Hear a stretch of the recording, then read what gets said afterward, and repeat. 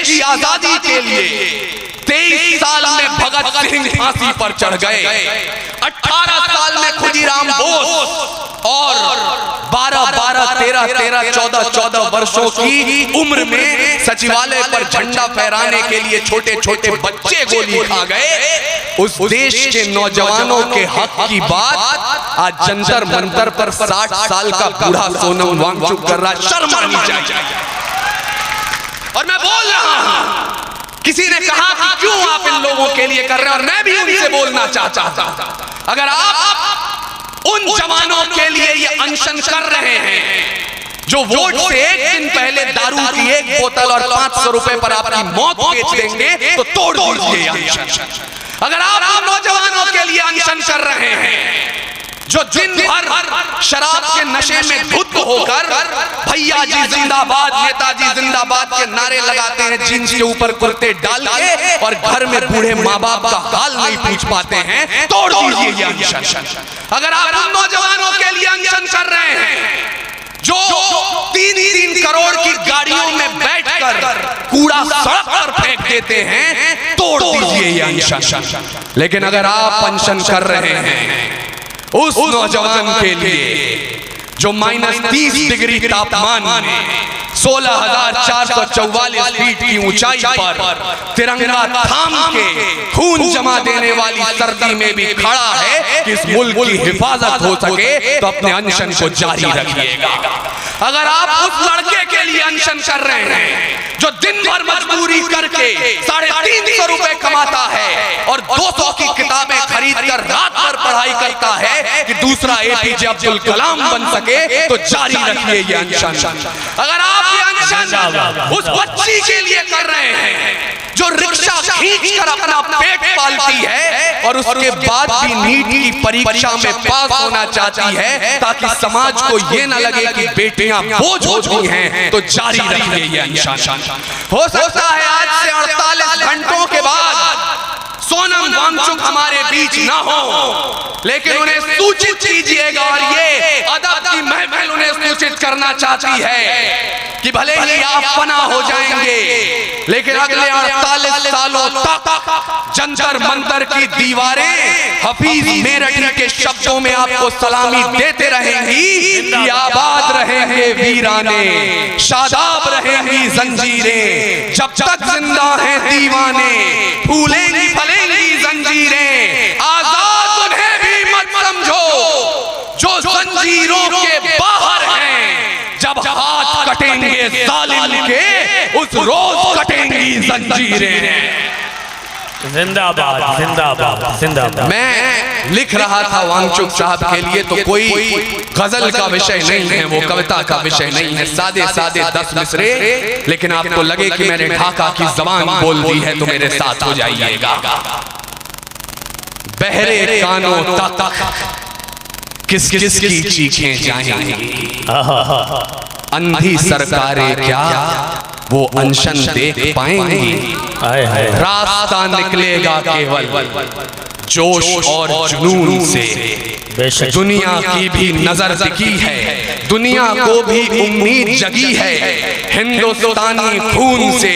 मैं एक ख्वाब देख रहा हूँ, मुझे नहीं पता ये मुकम्मल होगा कि नहीं, लेकिन ख्वाब देखने की आजादी है मुझे। नौजवानों से जंतर मंतर जिस दिन डोल जाएगा, सोनम के संग भारत पूरा बोल जाएगा। भाषण ना संभाषण ना वजीफा चाहिए, प्रधान तुम्हारी कुर्सी से इस्तीफा चाहिए। सलाम ढाका जिंदाबाद। प्रधान तुम्हारी कुर्सी से इस्तीफा चाहिए। 40-50 बच्चे खुदकुशी कर गए और एक शिक्षा मंत्री का इस्तीफा नहीं ले पा रहे हैं हम लोग। ये बहुत दूर की बातें हैं, क्योंकि मैं उस प्रांत में खड़ा हूं, उस राज्य में खड़ा हूं जिस देश की दारुल हुकूमत का आदेश था अजमल कसाब, जिसने सैकड़ों लोगों को मौत के घाट उतार दिया, इस्लाम को कलंकित कर दिया, उसे 65 करोड़ रुपए के खर्च पर रखा जाए।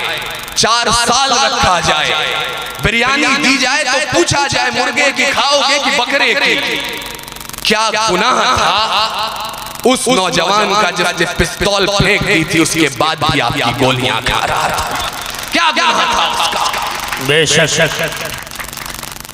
इंसाफ के दरवाजे से जब दस्तक खाली आती है, शराफत से सब मजबूरी में बंदूक निकाली जाती है।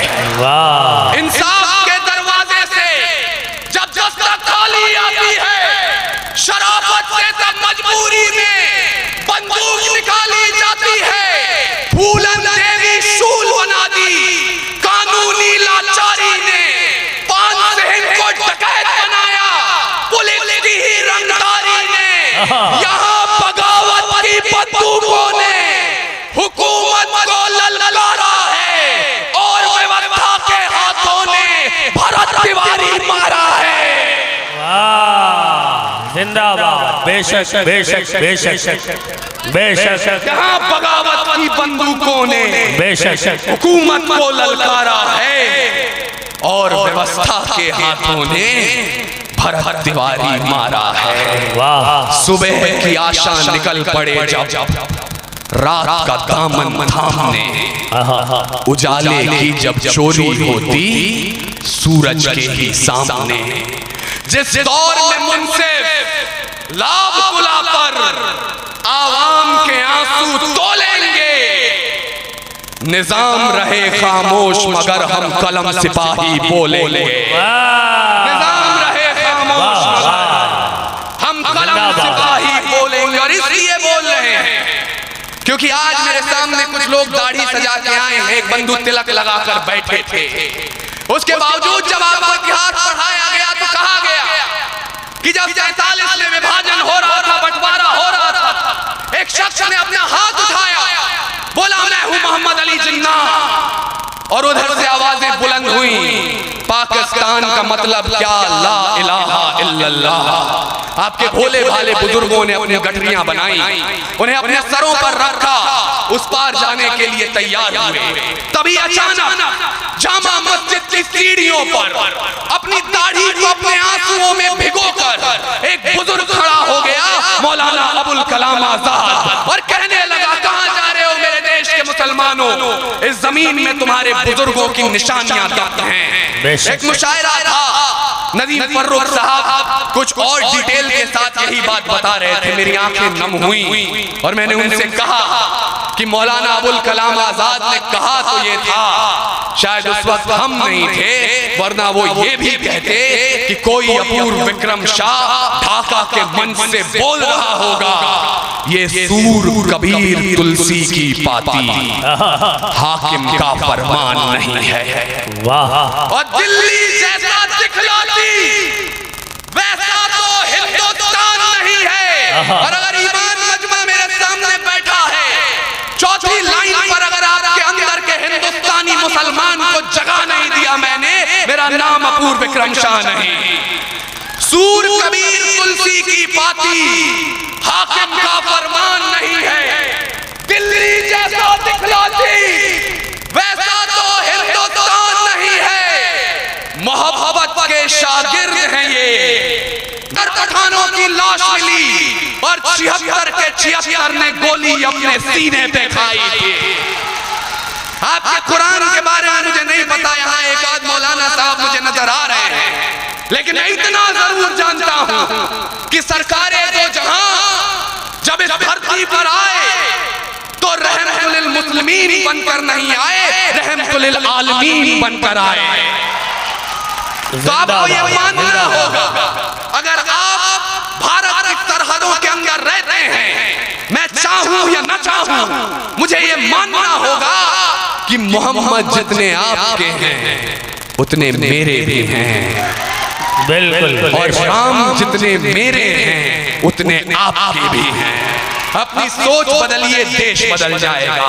रावण नहीं हम बनने देंगे साधुओं के वेश में, अफजल नहीं बन सकते हैं अब्दुल कलाम के देश में। फौलादी हिंदुस्तान है ये, दुर्योधन की जांग नहीं, और भगत सिंह की मिट्टी पर खालिस्तान की मांग नहीं। जब मैं 4-5 घंटे वहां बैठने के बाद उठा तो मेरा हाथ यहाँ आया, ये कुर्ता थोड़ा सा फटा, इस पर रफू अगली 6 पंक्तियों पर आप करेंगे और मुझे लगेगा एक बिखरते हुए हिंदुस्तान को सिलने का काम आपने किया है। रावण नहीं हम पलने देंगे साधुओं के वेश में, अफजल नहीं पनप सकते हैं अब्दुल कलाम के देश में, फौलादी हिंदुस्तान है ये दुर्योधन की जांग नहीं, भगत सिंह की मिट्टी पर खालिस्तान की मांग नहीं, इतिहास पृष्ठ पर लिखे गए जो फिर वो पाप नहीं होंगे, 16 बार मोहम्मद गोरी हरगिज़ माफ नहीं होंगे, रण विजय के बाद रण के वस्त्र नहीं अब छोड़ेंगे, कलिंग फतेह के बाद अशोक नहीं अब छोड़ेंगे, 57 के जीत की डोली झांसी रोकी जाएगी, अब के बाद भगत सिंह की फांसी रोकी जाएगी, और हिंदू हो या मुस्लिम उनके शीश नहीं कटने देंगे, कसम तिरंगे की हमको फिर देश नहीं बटने।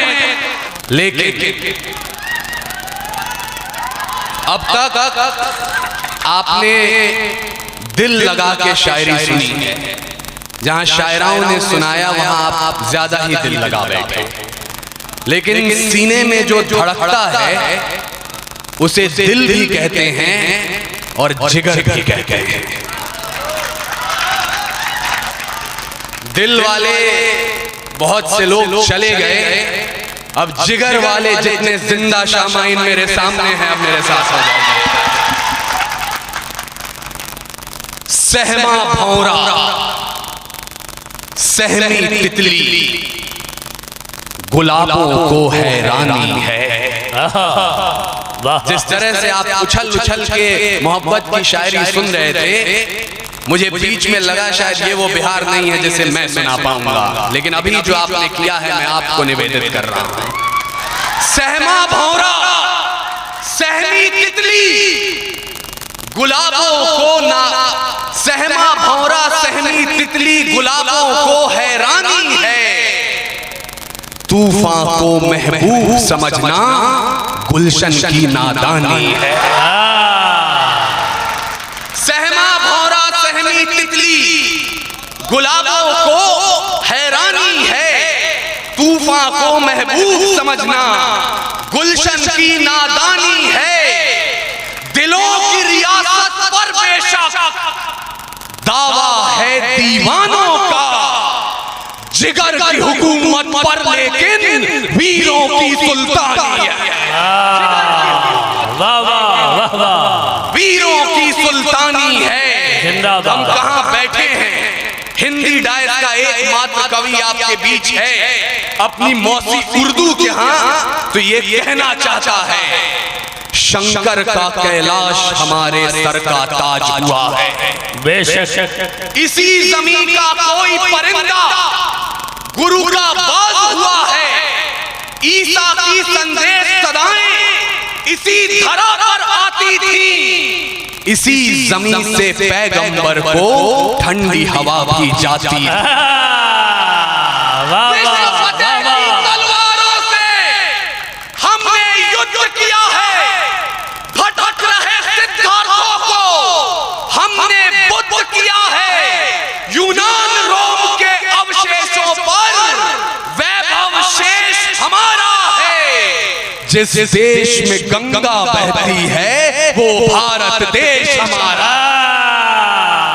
जिंदाबाद जिंदाबाद। अब्दुल समद साहब क्या कहने हैं, मैं देख रहा था आप शुरुआत से जिस तरह पसीना बहा रहे थे, इस नौजवानी की जरूरत है हमें। मेरे भाई अब्दुल रहमान साहब, मोबिन भाई, यहाँ बहुत जाने पहचाने लोग हैं, रिजवान साहब, मैं सबका नाम भी नहीं ले सकता, लेकिन जब आप आज किसी से बात करते हैं, मैं ये कड़वी हकीकत बोल रहा हूँ, यहाँ भाई जो बार बार कह रहे थे आप सुनना चाहते सुनिए, आज जब हम किसी से बात करते हैं कहीं ना कहीं मैं बोलूं तो उन्हें लगता है ये नारंगी रंग बोल रहा है, आप बोले तो उन्हें लगता है ये हरा रंग बोल रहा है।